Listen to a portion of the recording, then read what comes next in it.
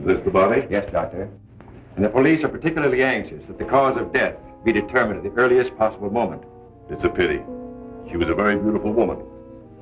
One hates to perform an autopsy on a beautiful woman. But you've no other choice, Doctor. Most unusual. There are no marks of violence on the body.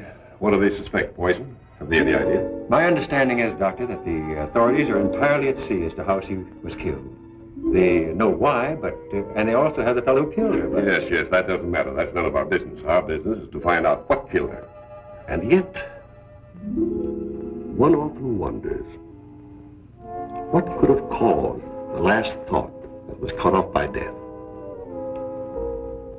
If it was spoken now, what would it be? Yes, you're here. You found me at last. But you know what you killed me. I warn you. Don't come another step. No, don't, please. Don't. No, I told you I didn't want the bandage. Why, Laura? Why are you so opposed to the bandage? Does it remind you of something, perhaps? What do you mean? Oh, nothing, Laura, nothing. Now, won't you lie down again and let me complete the examination? You're a sick girl, you know, in a highly nervous condition. I want to know what you meant by saying the bandage reminded me of something. If you don't know, how should I? You don't fool me for a minute, Doctor. I know how you feel about me. Do you, Laura? Then I wish you'd tell me, for I don't know. I don't know how I feel about you at all. You're clever, Doctor. But I'm wise to you and that fool of a son of yours. How long have you been married to Ward now? Too long. And why don't you give him his divorce? He's asked you often enough. I'll give him a divorce when I'm good and ready. I see. I'm not afraid of anything he can do, or you, or anyone else. What's that? Your heart beating like a trip hammer. I must warn you that this high state of nervous tension... What's that noise?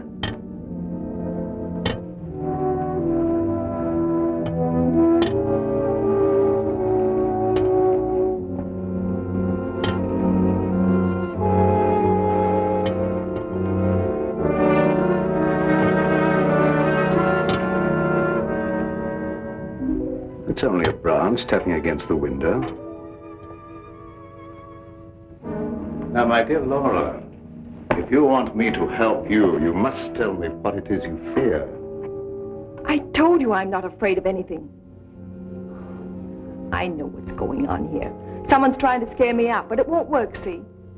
Here I am, and here I'll stay until I rot. I'm afraid there's more truth in that than you suspect. Laura, I must ask you not to cause Father any more trouble. I don't want you threatening him, you hear? You too. You're so cute. I'm sure you want to be alone. You're not going to make him pay for my mistake. What are you going to do about it? I'd like to. You'd like to choke me, wouldn't you, Ward? You haven't got the nerve. Here. This is the only thing you ever gave me. You can have it back. She's right. I gave her this when we were married. It's the only gift that ever passed between us. Ward, what do you propose to do about Laura? What can I do? She won't leave me. She won't give me a divorce. Well, things can't go on this way, you know. Dad, what is the matter with her? What do you think is wrong? I don't know. She wasn't this way until she began getting those letters from abroad, you remember? Yes, it had something to do with those letters. But you would have thought that when they stopped coming, that...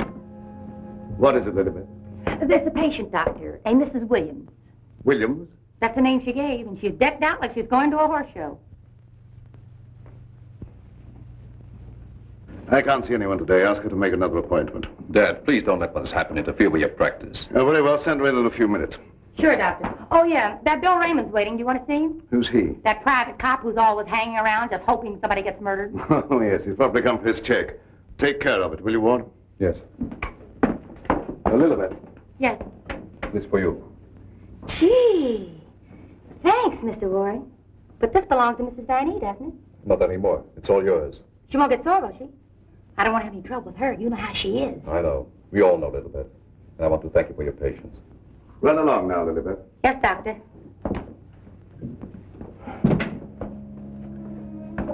You made a fatal mistake, my boy, in marrying Laura. Yes, I know. But you don't suppose I'm going to stand for it forever, do you? No, I don't. And I don't think it will be necessary. Do you have a plan? I think it'll be better if you leave everything to me.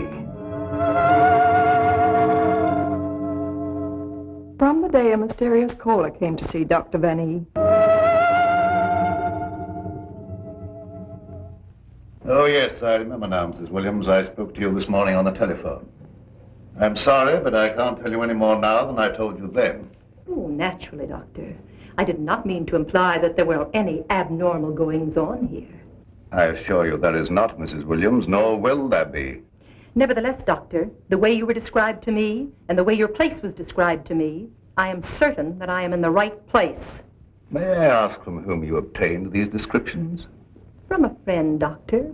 A mutual friend. Lilybeth, the woman I love. Can't we be friends? Stop tracking your big flat feet after me wherever I go. I've got things to do.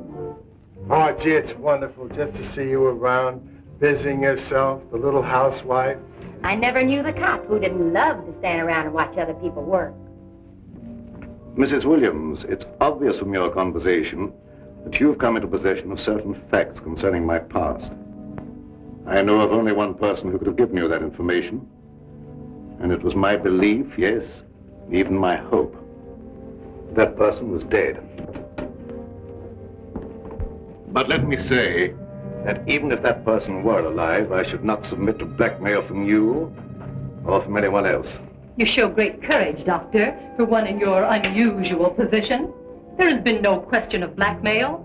I came here seeking your cooperation, which you have refused to give.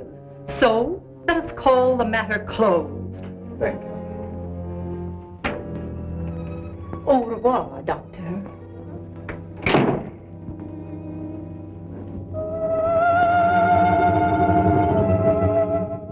Then came this sinister pair.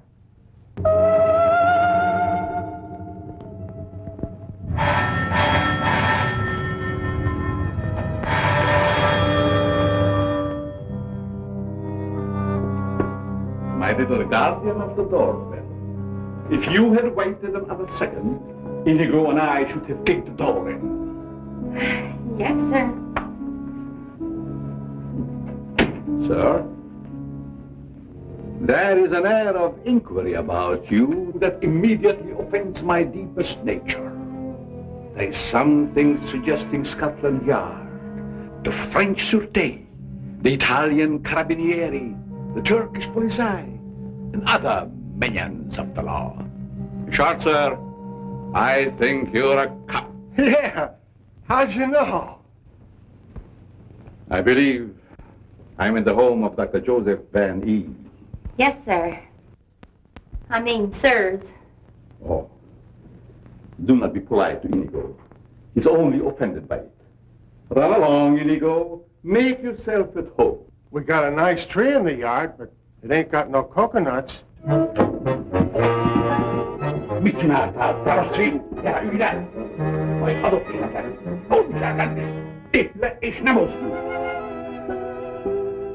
My little friend Inigo is deaf and dumb. He cannot hear and he cannot speak. But he reads the lips, and I would advise you to say nothing to annoy him. For his temper is short, indeed. This, I presume, is Dr. Van E's private office. Yes, sir. But I really should announce you. My dear girl, if I allowed myself to be announced, I doubt I would be received anywhere. I'm sorry, really I am, but the doctor won't see anybody without an appointment. Appointment? I have had an appointment with him these 20 years. He will see me. Doctor, someone's coming! My dear doctor, truthfully can it be said that your house is your castle, protected by your countless slaves? So it is you, Leonard. I was warned you might appear like one of your own illusions out of nowhere. My dear Joseph, you have not changed a bit. Have you met my friend, Mr. Raymond? Raymond? Oh, Raymond. No doubt a relative of the great magician of the same name. Mr. Raymond is our private patrol officer. He keeps an eye on the premises for us. And other comings and goings. A very good idea, my dear Joseph. To have a private bodyguard at your beck and call. Well, you fellas are old friends, I can see that. Oh, yes. Old friends. Well, then maybe you'd like to be alone to talk over old times. A very good suggestion. Thank you, Mr. Raymond. I won't be far away, Doc. Well, so long, Mr. Leonide. Don't pull any more little men out of your hat. Well, Leonide, what brings you to me after all this time? The long arm of coincidence, my dear Joseph. Simply the long arm of coincidence. Aren't you glad to see me again? No, I can't say that I am. You with your foreign background and I, what have we two in common? Always truthful, Cousin Joseph. As when we were young men. You might have said no and saved your career. But you prefer to tell the truth and ruin yourself. What do you want here, Leonide? A few days' hospitality, my dear Joseph. Nothing more. Is that too much for one cousin to ask of another? Remember, we agreed not to think of each other as cousins again, Leonide. Bygones, my dear Joseph. And I'm willing to forget. And I suggest that you do the same. You've grown older, Leonide, but there may be something in what you say. I don't want to hold a grudge, but don't do anything that will make me regret my action. You have my promise. Now, if you will show me to my room. Oh, I should say, I have a traveling companion from whom I am inseparable. Who? Inigo, a dwarf, one of the little men. He became very much attached to me when he lost his master. You do not object? What good would that do? How true. Very well. You may have the room next to my daughter-in-law. I know you like that. Oh, yes. The lady, who I am told has an utmost horror of having her eyes blindfolded. A phobia of most interesting origin, I dare say. Something to think about. That night, my husband questioned Leonard about my past.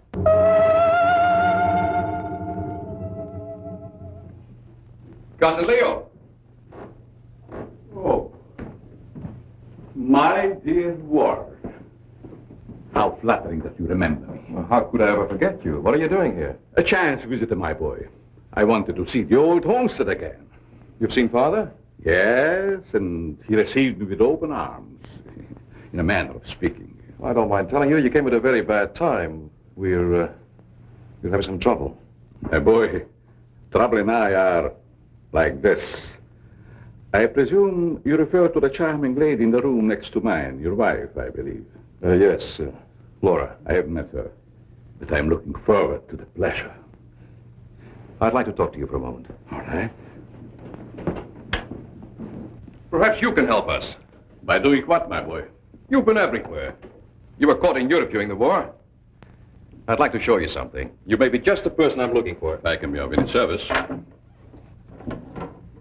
Did you ever hear of a dance team called Renee and Lorette? I don't think so, my boy. And then again... There must have been such a team. Look. Renee and Lorette. The dance of the green mask in the green room in Paris. Green room. Yes? Oh, the face of the man does seem slightly familiar. May I ask, where you got this photograph? The maid, Lilibet, found it in Laura's room and turned it over to me. Oh, well, my boy, I'm afraid I can't help you. I played the green room on several occasions, but never with these people. In fact, I don't seem to remember them at all. And I appeared in many clubs during the occupation. I'm sure the girl behind the green mask in this picture is Laura. How can you be sure? Who can ever be sure what's behind the mask? If the people in this photograph could suddenly come to life. I'd like to know who the man is. It can be anyone, my friend. Anyone. In this makeup, it might be even I. I wish you wouldn't joke about it. This is very serious. Of course. But let us say you found out who the man in the photograph is. What then? I have an idea that if the man in this picture were to show up, I'd find out I wasn't married to Laura at all. Think over what I've asked you. It'll be to your advantage. Certainly, my boy. I will give it every consideration. And perhaps something will occur. Who knows?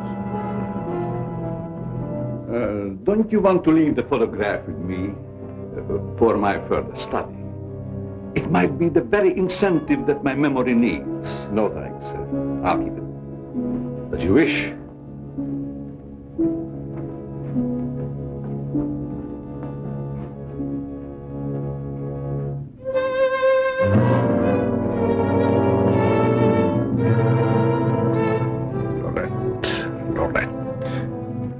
I'll make a bet the man in green will get you yet.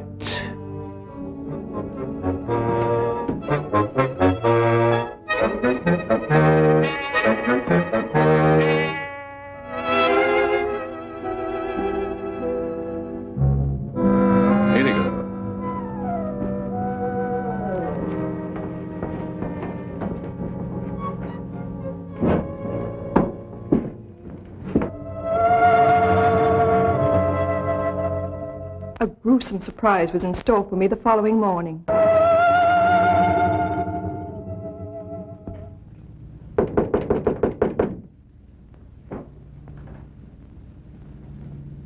Who is it?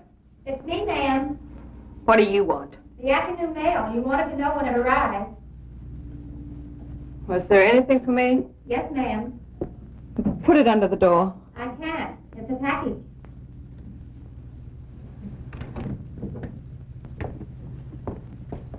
What's in it? I don't know. It's against postal regulations to open other people's mail. That's never stopped you before. I'd like to know what you mean by that remark, ma'am. Oh, shut up and get out. Don't you want me to help you open No, it? I don't. Get out. It's addressed to you in green ink with a warning. Look out for the man with the green mask.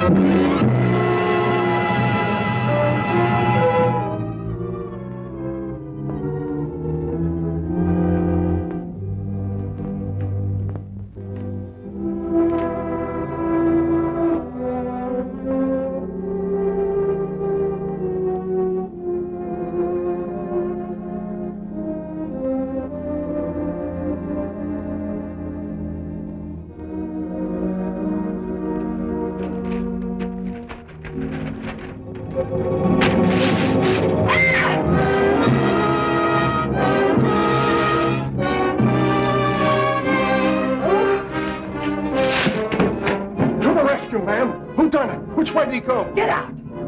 Get out! I just heard you yell. I was hoping it was a murder at least. Get out! I tell you, you have no business here. Well, but you don't understand. I'm supposed to be here. That's what I'm being paid for. Paid? Yeah. You see, I'm Bill Raymond, private cop in this neck of the woods. I was hoping we'd have a little murder or something happen around here so as I could solve it and get my old job back at Central Homicide. Nothing personal, of course. Who told you to say these things to me? Well, nobody said nothing to me. I was just waiting around outside to see Dr. Van E, and I heard you yell. So you're a friend of that crazy doctor and his son? Crazy? I wouldn't exactly say that, ma'am. The doc's a pretty good egg. You wouldn't want anyone to say you was crazy, even if you... You can go back and tell them I'm not afraid of being murdered by you or them or anyone else. No, I don't guess you are, ma'am. Still and all, if you was to get murdered and I was to find out who done it, it'd be kind of a break for me. That don't beast the kosho. I wouldn't say that to you, lady, even if I knew what it meant. Now will you get out? All right. I can take a hint. Nice little bedroom companion you've got there. Get out. I'll go, but don't think I'll come running next time you yell. I'll know it's a fake.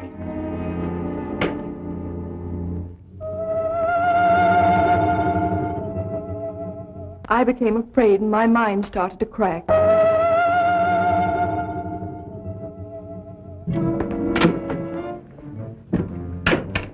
Lilybeth, my melancholy baby, where are you? Where'd you get that box? I don't know what you're talking about. You lying little snoop going through my things. What'd you do with the picture? Where is it? I didn't see it. That's the last time you put your hands on me. I'll give you one more chance and then I told you I don't know where the picture is and I don't know what you're talking about. Been you all the time going through my things, opening my mail, rapping on my door at night. Now you're blaming me. I've never touched anything of yours. You've got my robe on now. Where'd you get that? I was just trying it on. Mr. Ward gave it to me. He said you didn't want it anymore. I'll tell you when there's something I don't want. Oh, shut up. It's only a dummy. A dummy? Where'd you get that thing? I suppose you're going to tell me you don't know anything about that either. Oh, I bet it was in the box. In the box I brought up for you, that's what. With no stamps on it. How did it get in the mail? I don't know. The doorbell rang, and I thought it was a mailman. I opened the door, and it was sitting there on the stoop. You're lying. No, I'm not. I don't mind telling a lie now and then, but I'm not lying now, honest. You're trying to scare me out. I'm not leaving. No, but I am. You come here. You and Mr. Ward are pretty thick, aren't you? Thick? Yes, thick like your head. He's fallen in love with someone else. Who is she?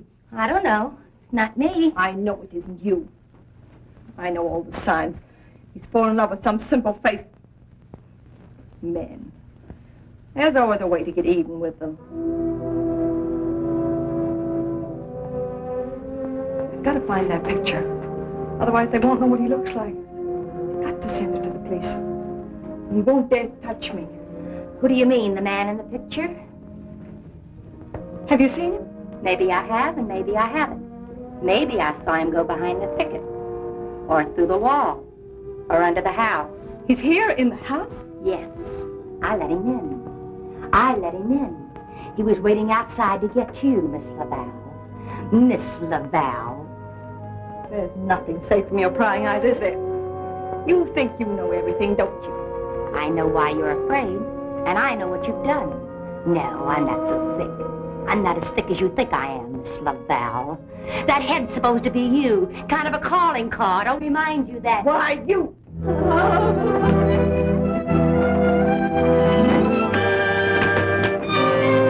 Excuse me, lady.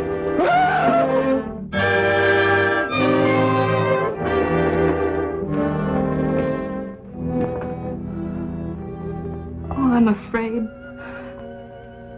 I'm afraid. Where are you hiding?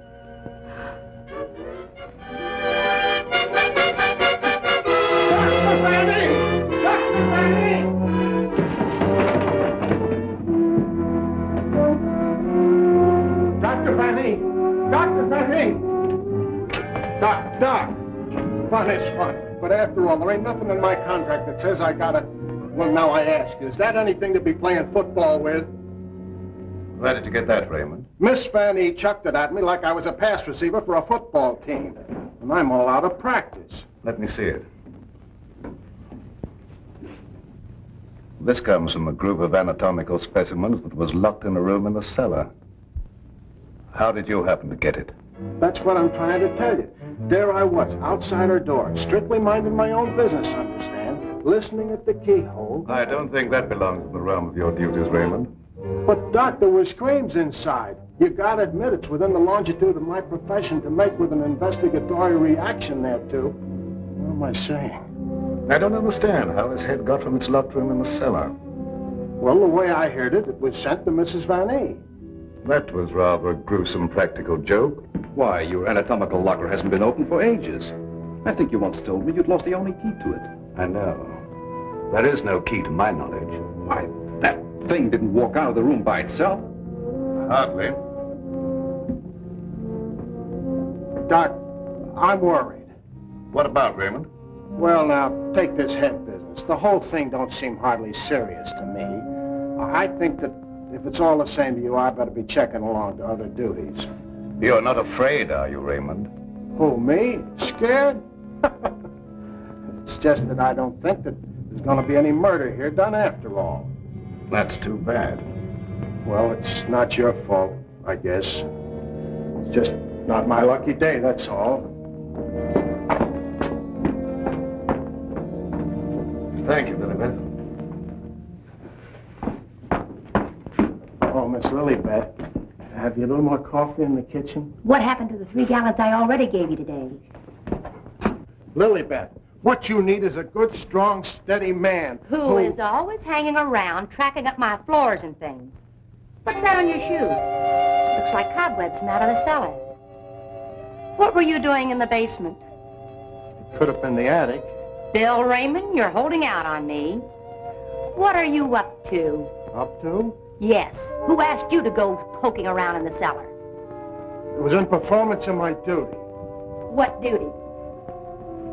What did you find? Absolutely nothing. That's what makes me so disgusted. Too bad about you. You know, Lilibeth, I think somebody around here is just kidding. They don't mean business at all.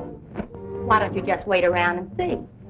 Say, if you got any inside dope, I wish you'd tip me off. If I'm ever going to get back to Central and prove I'm a good detective, I gotta have some clues.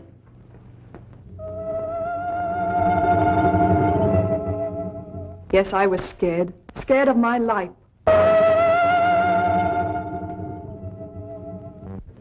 I expected big things of that ghoulish-looking guy, but he ain't delivered neither. I should say, in a way, you were entitled to expect big things from him. Leo was once confined in this house when it was an institution for the insane. Nerves, you know. Do tell. Well, then, he must know his way around the place, huh? I understand while he was here, he engineered an immense number of secret passages through which the guards could keep an eye on the inmates at night. Finally, he took one of these passages into the outside world, and we heard later he'd been seen in Europe. Ah, Europe. That's where history's being made today. Gee, I'd love to travel and... Well, perhaps you'll have an opportunity someday. Not if something don't happen around here pretty soon to make me famous. That Lilibeth. I've been trying to get a cup of coffee off of her all day. She don't care what happens to my metabolism. Metabolism. That's a good word. I wonder what it means.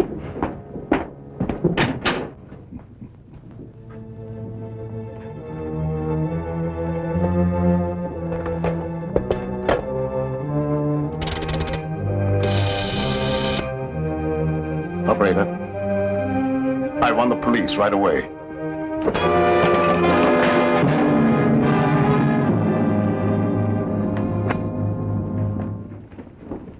Stop crowding me. But, hon, don't you want me around to protect you? That indigo guy might... Yes, but who's going to protect me from you? Lilibeth. My wild Irish rose. I just live for the day when I can take you out of all this. When I can slave and get you the luxuries in life. Gee, I'd gladly work my fingers to the bone to buy you expensive motor cars and furs and jewels and things and serve you breakfast in bed. What's the matter with me? Am I crazy? Yes, and I'd hate to hang by my neck until you got me all those things.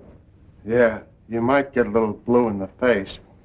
Still and all I gotta do is to find myself one slightly murdered body, and I'm in. Stop looking at me. Oh, Lilibeth, sometimes I think I'm not getting anywheres with you. What do you think? I think you've got a good idea there. All right, all right. You'll be sorry someday when you see my picture in the paper. Wait and see.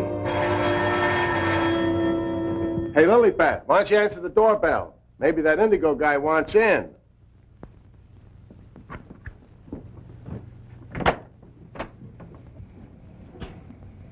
The doctor ain't home. You'll have to call some other time. Don't be silly. Don't say I didn't tell you.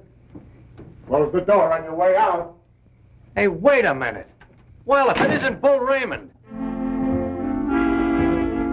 Shh, Terry. You trying to ruin me? Ruin him. Come here, Bull. Meet Miss Cornell. How do you do, I'm sure. Likewise.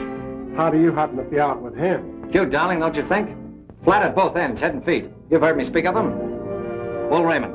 Bill Raymond, if you please. Mr. Terry Lee, you so-called reporter. How do you happen to be out with a dish like this? Jane Cornell. Good for dull days in a man's life. Mr. Raymond. Oh, yeah, I remember. Terry told me about the time you shot up the dressmaker's dummy. Huh?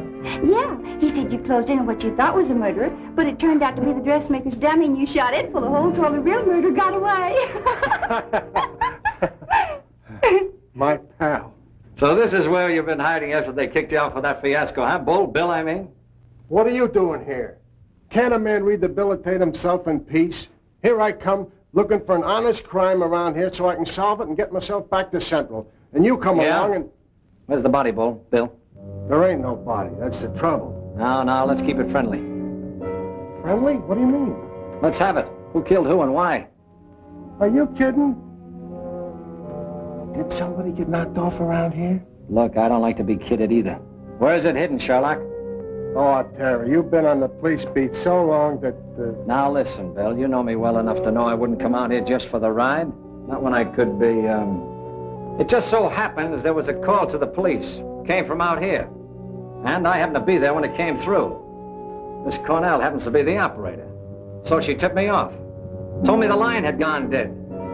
So I smelled the story, and here I am for an exclusive. You see what I mean? What's in there? Well, that's the doctor's consulting room, but there ain't nobody in there. I've been standing here for quite a spell. Open it up. Let's take a look. That's funny. The lights in here ain't almost never out. In you go. Never do that. I could get killed that way. Is that bad? Oh, so nothing's happened around here, huh? It's busted.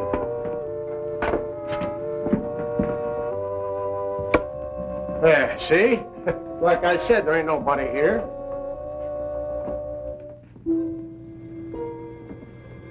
Hey, cut it out, will you? You're making me dizzy. Well, sure, somebody stumbled over it and pulled it out of the wall. Could happen anywhere.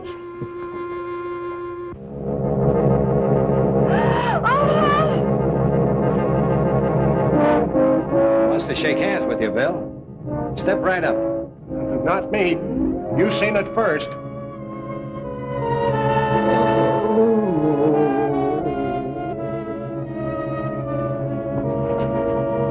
Doc! Raymond, did you try and kill me? Oh, why, Doc? Why should I do that? You ain't paid me for last month yet. How long you been here? Now, let me see. I was going to make a telephone call when... Somebody conked your hand, Doctor? Then ripped the telephone wire out? Yes, I imagine that is about what happened. Who are these people? Well, they're all right, Doc. This is Terry Lee and Miss Cornell from the Times. We don't want any reporters here. Nothing's happened. Look, Doctor, nobody ever wants reporters, but then something happens and there they are. But nothing has happened. I fell and hurt my head. Oh, I see. Then you got up again, put yourself on the table, and got all nice and pretty in that shroud there. You won't get any story here. And now, if you'll excuse me, I have some work to do. Doctor, do you mind if we stick around for a while, seeing that nothing's happened? Well, why not? Very well, you may stay for a while, but I warn you, if you make yourselves objectionable in any way, I'll have Raymond throw you out.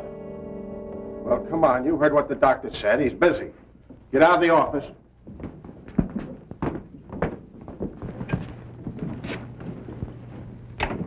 Probably a pretty nice guy, caught in a tough spot. That's the way I see it. You wouldn't want me to tell him you got kicked out of homicide, would you, Bill, old boy? Oh, Terry, you're my pal. You know that, don't you?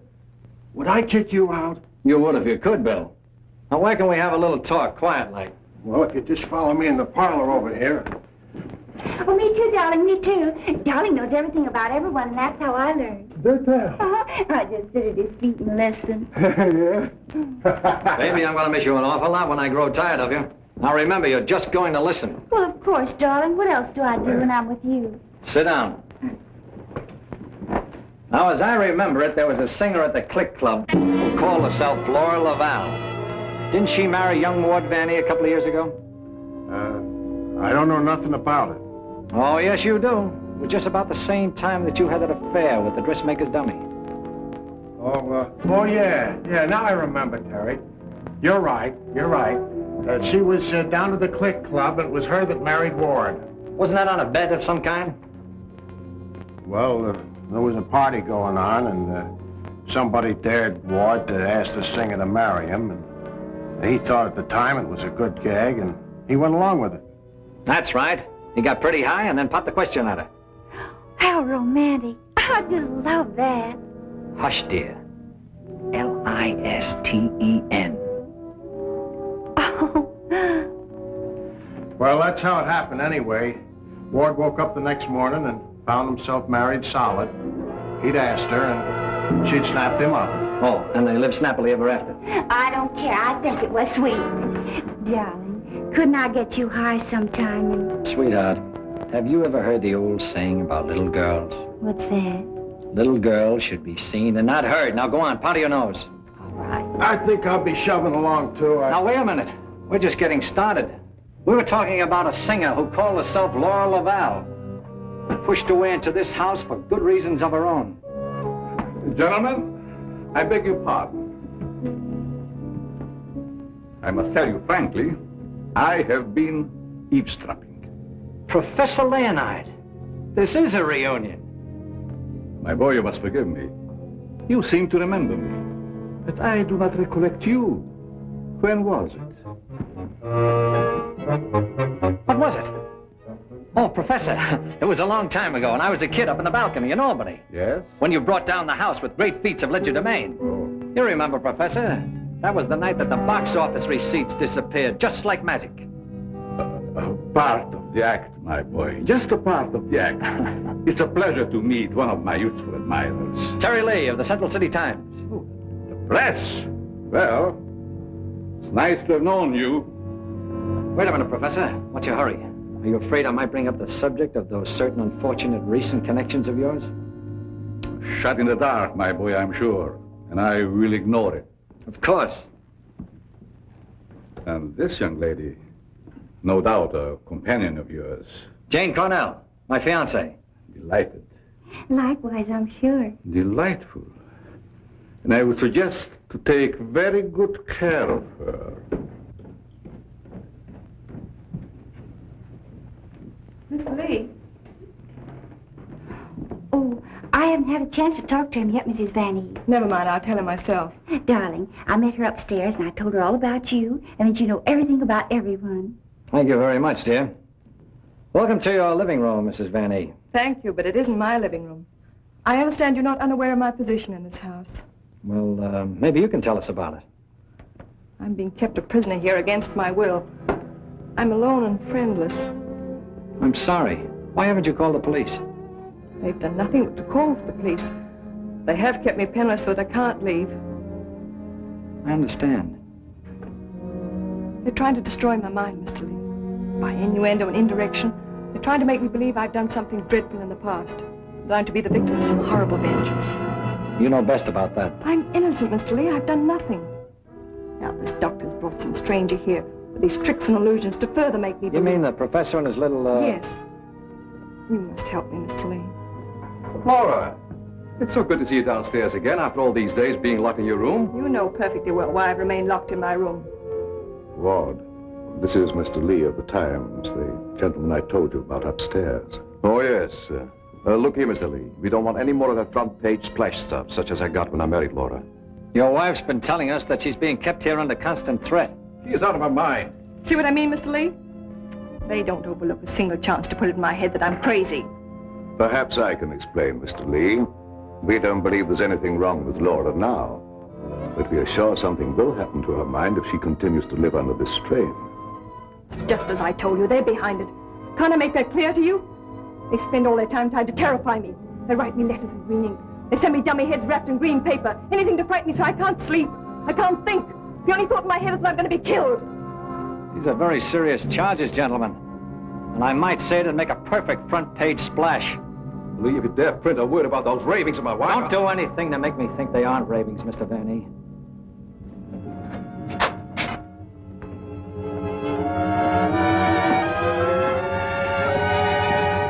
He said to put the blindfold on, and you will know the truth. No!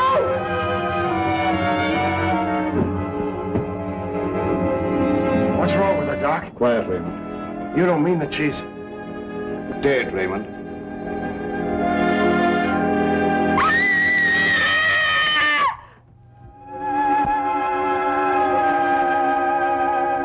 Then I knew that he was here.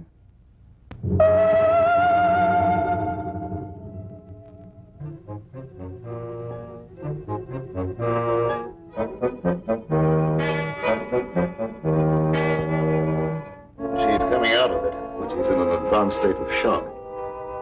May be necessary to administer a sedative. That's intended to shut her up. I'd like to hear her do some more talking, Doctor. If her mind is allowed to dwell upon what's happened, that may be the breaking point. Well, you've got all the answers. Look here, Lee, I don't like your tone. If you have any insinuations to make them to me. Okay, I will. Suppose you and I talk this over downstairs. I don't recognize your right to question me. However, if it'll make you leave Father alone.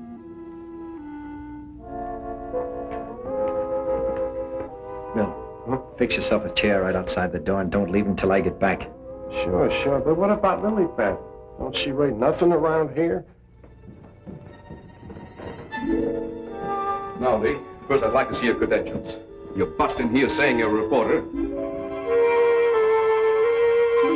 That's the old turn the tables gag, Vanny, but if it'll make you any happier, take a look. All right, you're a reporter. But I still don't understand how you and the young lady got the news about our troubles. Do you really believe that story, Lee? Do you in your right senses really believe that we are keeping Laura a prisoner here? That's what the lady says. She said that... Nonsense. Nothing would please me more than if she got out.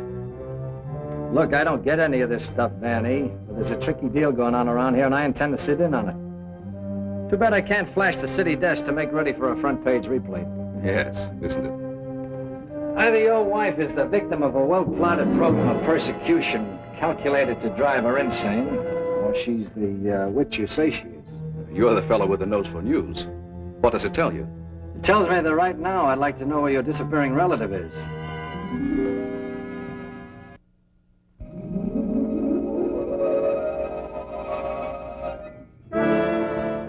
Get back, you fool. What's out there? I have a right to know.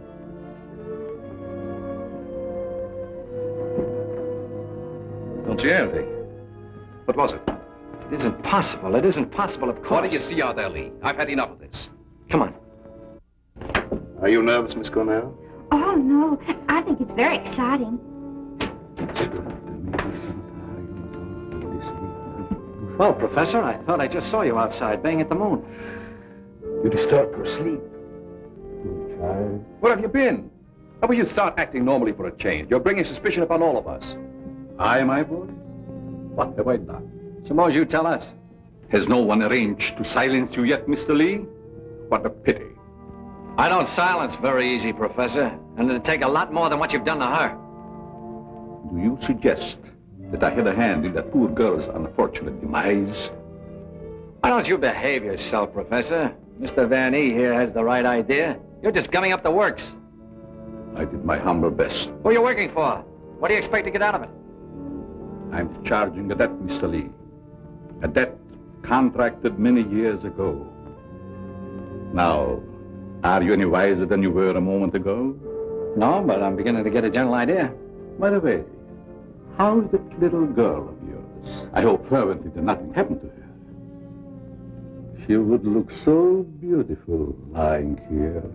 Look, Professor, I may not have been very smart in bringing Miss Cornell here, but if I thought you had any plan to do that... Why do you persist in making me the villain, Mr. Lee?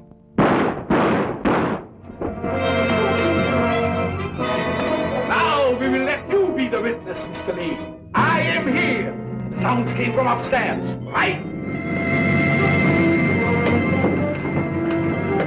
Always reliable. Now what do you rehearse? In there, Terry. In there. It's murder.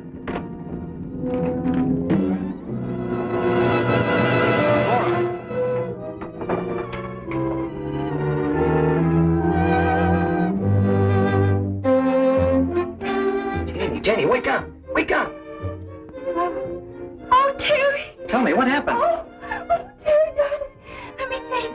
Everything went black and... Yes? Then it started to talk. What started to talk? I don't know. That thing. Now look, let's get back to the beginning. I left you here with Dr. Van E. Yeah, and then he gave Mrs. Vanny a shot with a long needle. Never mind that. All right. Then he said, would I sit with Mrs. Vanny? Okay. Where is she now? Who? Mrs. Vanny. Where did she go? It's just what I asked you, Janie. Well, she was right here. Then Dr. Vanny went out. Then what happened? Well, then Bill Raymond came in. Oh, that's great. The two of you in the same room at the same time. How did you communicate with each other? Sign language? Oh, I don't care. All you do is make fun of me. I didn't ask to come to this, whatever it is. Oh, yes, you did, dear. Don't you remember? You said you wanted to see what the life of a reporter was like. Don't forget, Mr. Lee, one must not expect too much of certain types of mentality. Shut up, Bill Raymond. I remember you when you couldn't even make your X. Oh, I want to go home. We can't go home, darling. We've got to get a story. Why? You don't understand. Yes, I do. Why do we have to get the story? Who cares? She's got you there. All right. Now you tell me, what happened to you? Me? Oh, well, you said to stay outside the door, and I pulled up a chair. That's right. She was inside the door and you were outside.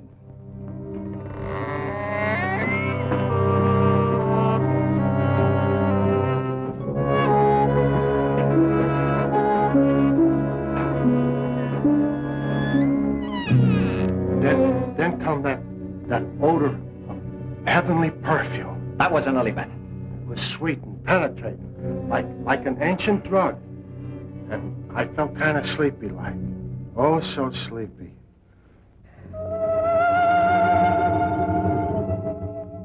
At last he had me under his power.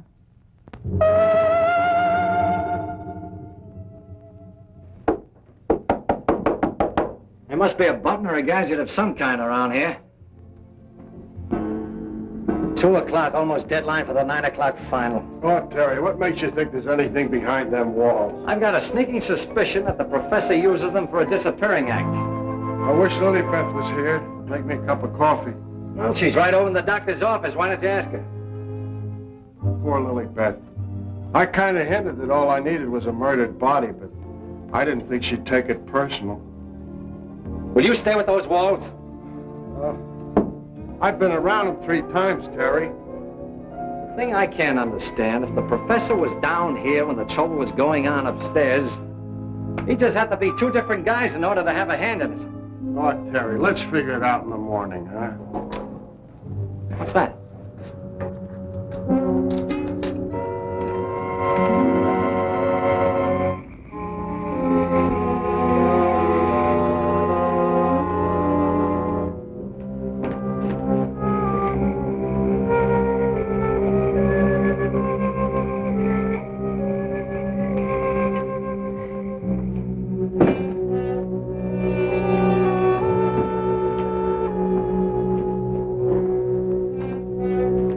Wake up.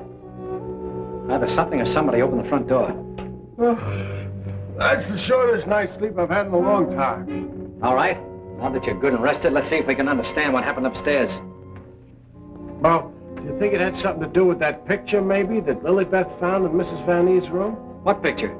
Oh, the one with the couple with the 2 masks, you know, like we found, like that mask. Who has the picture now? Well, young Vanny, I guess. That's a point. Where has Mr. Vanny been since his wife's disappearance? Well, him and his old man are sleeping. I guess they got some sense. Oh, no. I've already checked that, and they haven't slept in their beds tonight. Wake up! I refuse to answer on the grounds that my attempt to incriminate or degrade me. My unconscious mind. Now, look, Bill, please stay awake for a while. Now, look, tell me, what happened when you smelled that sweet odor in the hall upstairs?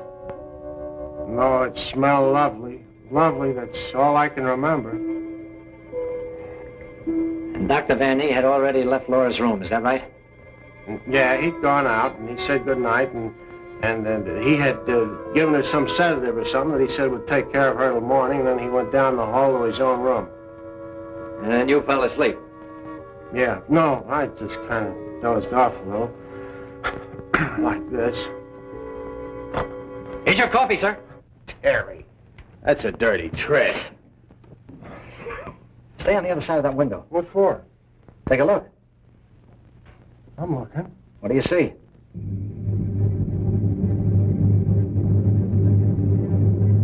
Why, it's Professor Leonard. Think so?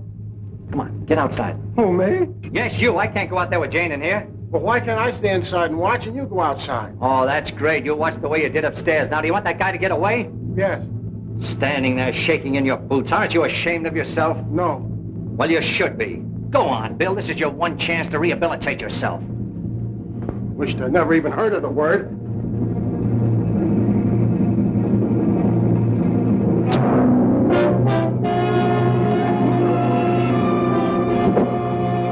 Have your gun ready.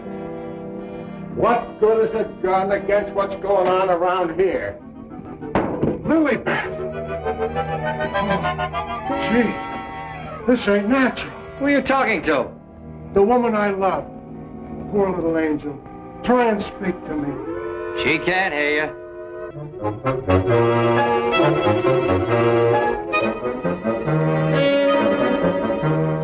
What was you doing outside? You're supposed to be dead. Now you stay right here, honey. I gotta catch that guy in the shrubbery. Oh, gee.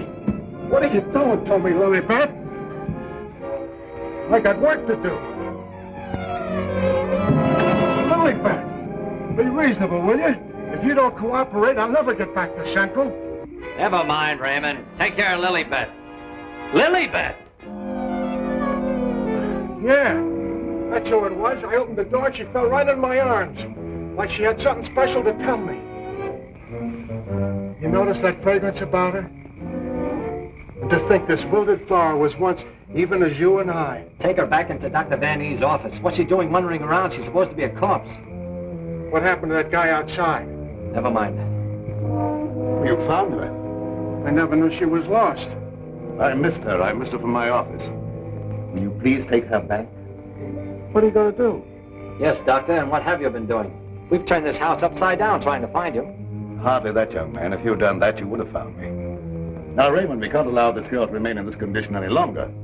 But what can you do? She looks like a perfect stiff to me. Bring him into my office.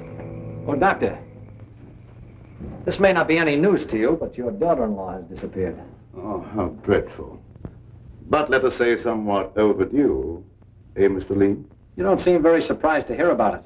Young man, when you've been devoutly praying for something to happen, you accept your good fortune without question.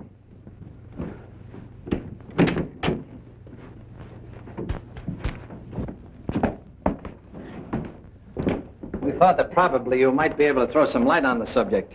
That's right, Raymond. Leave her there. There's absolutely nothing wrong with her. Huh? And you mean I've been pining away for nothing? She was put in a deep hypnotic sleep, that's all. But why? Why, Doc? Who done it? It was done so that she would obey certain orders that were transmitted to her. If that's true, then why did you declare her dead? I had my own good reasons. Would you give me one reason why you like to go around getting hit on the head? That must become a little monotonous. Mr. Lee, are you sure that you saw what you thought you saw? I'm not blind. I might be getting a little dizzy in this madhouse.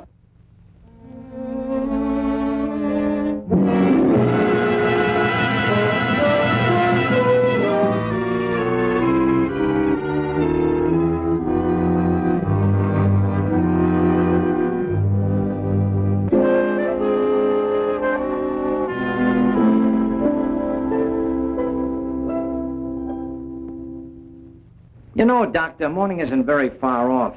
And when the police get here, you've got an awful lot of explaining to do. You're in this up to your neck. By morning, let us hope no explanations will be necessary. Everything will have explained itself. Poor little sleeping beauty. Do you suppose someone thought she looked weak-minded and picked her out to carry out his commands? That's not always the case, Raymond. If Leah and I were here, we could settle this case very quickly. Gentlemen, it is my peculiar misfortune to always be in a position where I may eavesdrop. How can I be of service, Cousin Joseph? Oh, Professor. Ask me no questions, my friend, and I will tell you no lies. Leonard, you could undo certain mischief that has been done this girl. I know you can help if you will. I could, my dear Joseph. But I will not bring down the wrath of the unknown madman who is loose about these premises. It is a matter of self-preservation, and I had nothing to do with hypnotizing this girl. I have an idea that she may have already carried out the unknown's orders and that he no longer needs her. Nevertheless, my dear Joseph, you must excuse me. Just a minute, Professor. I wonder what would happen, Professor, if in connection with your sudden reappearance here, somebody dug up the old story of why you swindled Dr. Van E. and then ran off and let him take the rap. I will not be blackmailed, Mr. Lee. And I observe again that you're a young man who knows too much for his own good. And I would also like to know where you obtained all this information. You're extremely young to have your fingertips on events of 20 years ago. I have a memory like an elephant. I never forget something once I hear it. I'm a sharpie, Professor, as every one of you will admit before morning. Now, Doctor, I'd like to bore you with a few questions. I wouldn't mind, young man, if you had the slightest idea of what you were looking for. Maybe if we start back to the time around midnight, when you administered what you call a sedative to your daughter-in-law. Are you inferring that I had anything to do with Laura's disappearance? Why do you keep evading the issue, Doctor? You know you'll have to confess when the police get here anyway. I would remind you, young man, that you're making a direct accusation, and I refuse to answer. Look, I want the facts and I want them now. Let's cut out the mulberry bush routine. Listen, Bill, you're supposed to be a cop and you want to get back to homicide. Help me make the doctor loosen up. He knows a lot more than he's telling. Well, sure, I'll help Terry, but first let's get Lilybeth out of this. Maybe she can tell us something.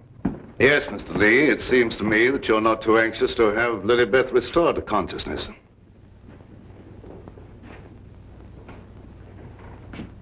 What do you hear, Doc? Her heart's in a very depressed condition. Someone's been giving her orders by mental telepathy. Hey, could I learn to do that? Supposing Lilybeth was in the kitchen, could I telegraph her a wish for a cup of coffee? Huh? Perhaps, Raymond, someday when we have a little time, I'll indicate the principles of hypnosis to her. Thanks. Dear Joseph, the principle of hypnosis isn't as simple as you would make them believe.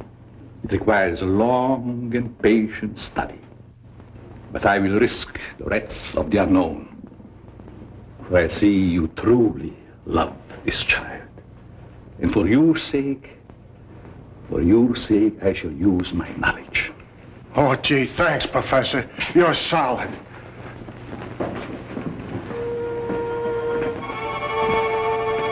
O gloria creatit mellettem, aut felicem lucere filettem, ivarum serdium mare.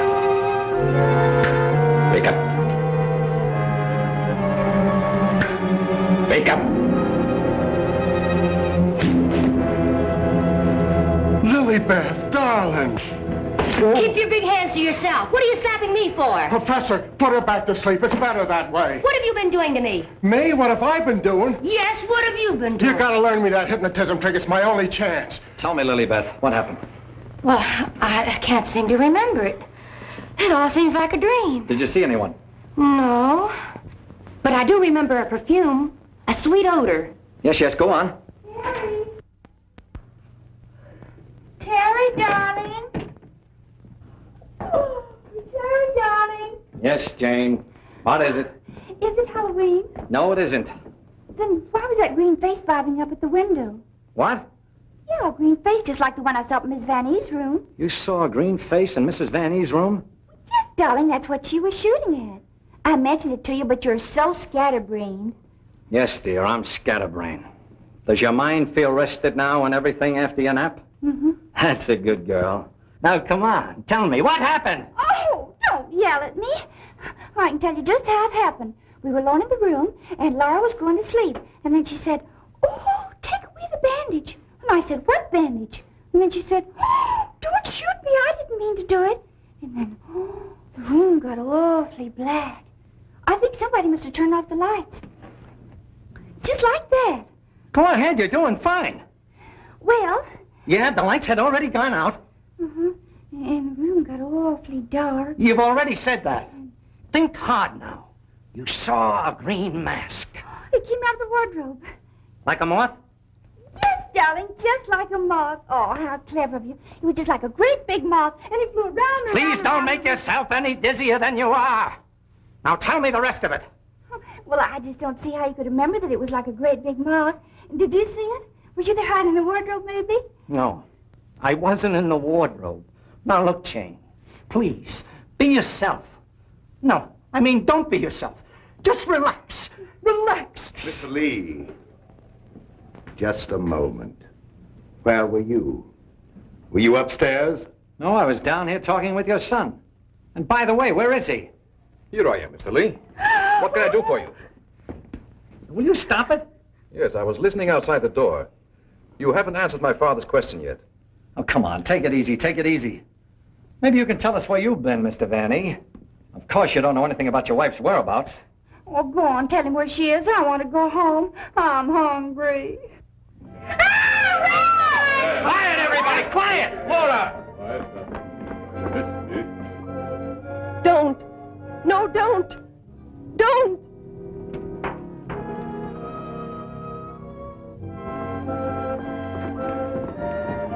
Laura! She's under a hypnotic spell. Ladies and gentlemen, it has been an exciting night, and you all are deserving of some explanation and relaxation for the strange goings-on. The guy who's doing the talking is behind the wall somewheres. Now you're getting smart, Sherlock. We introduce at this time the team of Lorette and Renee as they appeared at the height of their success in the green room of the Paris Crillon. Sure. The mask. The picture. Mademoiselle Lorette. Now I know who he is. Mademoiselle Lorette will now put a bandage over her eyes, the better to see the inner truth. Very good, Renee. Very good. Just like the old time. Would any member of the audience like to ask Mademoiselle a question? Come, Mr. Lee. You have been so full of questions up to now. I'm thinking, brother.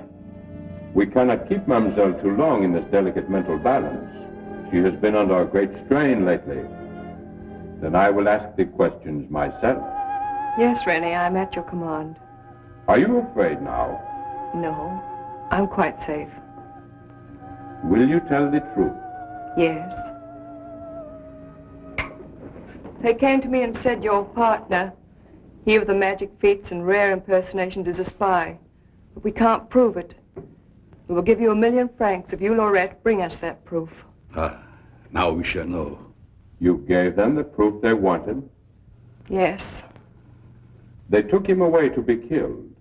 Yes. What was he to you, this man you betrayed? This man you sold to the enemy for money? He was my husband. When they told you he was to be executed, you sent this man a gift for his last moment before the firing squad. What was it? It was a green scarf for his eyes. Like the one you're wearing now? Yes. Why did you send it? It was my scarf. I wanted him to know I had betrayed him because I hated him. He was good and kind, but I hated him for the power he had over me. I see. That is your only defense. You hated. You thought they shot him. You escaped to America. You thought you were safe. Then you found out he was alive and wanted revenge. Thank you, Mademoiselle Lorette. You may remove the bandage now. What do you see on the cloth, Mademoiselle? There's a hole in it. Yes. What else, Lorette? What else? There's blood on it. There's blood. I have come back. I am here, and I will have my revenge. No! No, don't touch me! Ah! Outside, under the window, you know where.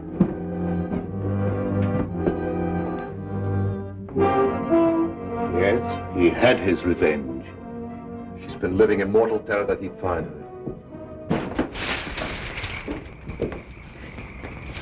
Just a minute, lady. You ain't going nowheres. Well, if it ain't Mrs. Williams, come along with me. Come on, you want me to slug you? Get inside. Hey, Terry, come here. Get a load of this. There's your man. At last I caught me a murderer.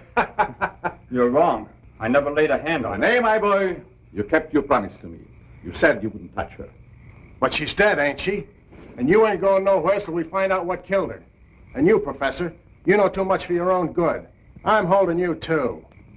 Now you're getting smart, Bill. Well, Professor, I see you two know each other. Yes. Rene was my assistant. I taught him everything he knows. He went out for himself and became a success. Later, we met in a concentration camp. And here we are. A small world, Mr. Lee. A small world, indeed. Terry, isn't this the place where you get the marriage licenses? No, dear, this is the morgue. The morgue. Oh, darling, you say the cutest things. The mark. Oh! Oh, never mind, dear. You just stay right here. Nobody will get you. Oh, but Well, Doctor, got anything to add to my story of the year? Who's this Renee? Renee was her husband. She turned him over for a sum. Figured the Nazis would take care of him, but he had ideas of his own. Look, Doc, was it murder? Do I finally get a break? Was she murdered? We're sending the report to the police. What does it say? Ah, come on, Doctor, don't hold out on us. I didn't understand it at first, but I do now. There were no marks of violence on the body, and we found no internal disturbances. What does this all add up to, Doctor? Yes, let's have it. She was literally scared to death.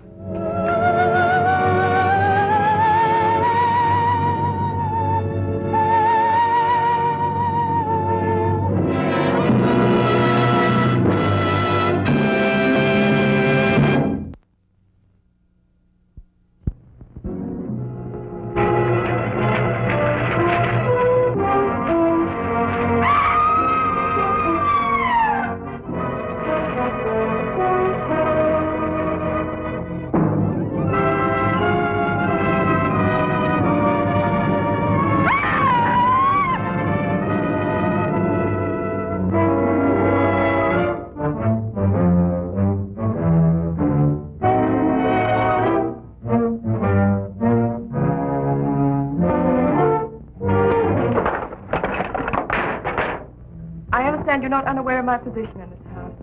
Well, maybe you can tell us about it. I'm being kept a prisoner here against my will. I'm alone and friendless. They're trying to destroy my mind, Mr. Lee. By innuendo and indirection, they're trying to make me believe I've done something dreadful in the past. Perhaps I can explain, Mr. Lee. We don't believe there's anything wrong with Laura now. But we are sure something will happen to her mind if she continues to live under this strain. Just as I told you, they're behind it. Can't I make that clear to you? They spend all their time trying to terrify me. You